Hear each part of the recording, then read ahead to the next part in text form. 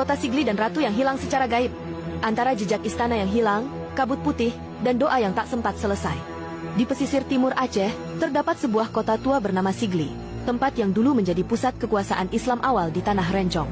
Tapi di balik ketenangannya kini, Sigli menyimpan kisah tragis nan gaib tentang seorang ratu yang menghilang, tanpa jejak, tanpa kubur, dan tanpa salam perpisahan. Ratu itu tak mati, dia ditelan alam, bersama doanya yang belum selesai, ujar seorang penjaga makam kuno di pegunungan Tangse. Ratu Syahrun Nisa, pemimpin yang dicintai dan dikhianati. Nama sang ratu tak tercatat dalam buku sejarah sekolah, tapi dalam cerita rakyat dan hikayat tua Aceh, ia dikenal sebagai Ratu Syahrun Nisa, penguasa wanita yang cantik, alim, dan memiliki kekuatan batin luar biasa. Ia memerintah Sigli sekitar abad ke-16, setelah wafatnya suaminya yang gugur dalam perang laut melawan Portugis.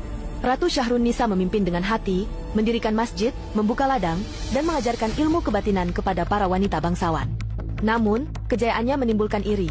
Beberapa saudara bangsawan pria merasa terhina dipimpin oleh seorang perempuan.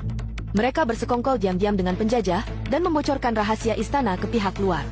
Malam pengkhianatan dan kabut gaib. Pada suatu malam yang pekat, istana Ratu Syahrun Nisa diserbu. Tapi saat pasukan pemberontak memasuki halaman istana, yang mereka temukan hanyalah kabut tebal dan sunyi mencekam. Tak ada penjaga, tak ada pelayan, dan sang ratu hilang. Saksi mata terakhir, seorang dayang tua, bersumpah bahwa ia melihat sang ratu berdiri di tengah ruang tahta, berdoa dalam bahasa Arab yang sangat asing, sambil memegang tasbih dari batu giok hijau. Setelah itu, kabut turun dari langit-langit istana, dan semua orang lenyap.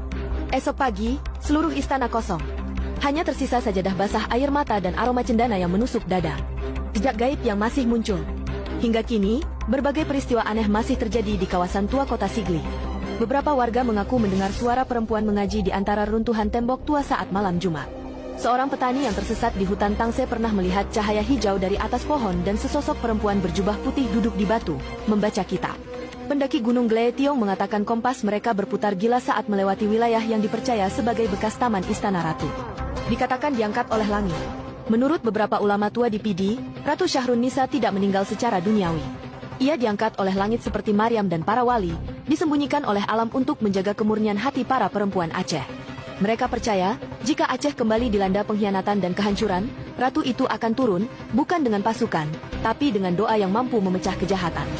Hikayat terlupakan tapi hidup dalam mimpi. Sebuah manuskrip tua dari Masjid Kuno Sigli mencatat doa terakhir sang ratu. Jika bumi menolak keadilan, biarlah langit menyimpanku. Jika jiwa mereka berkarat, biarlah aku dibersihkan di alam yang lebih tinggi. Hingga hari ini, banyak perempuan Aceh bermimpi bertemu seorang wanita bercadar putih, mengajarkan zikir rahasia dan menghilang dalam senyum. Mereka menyebutnya Inong Suci dari Sigli.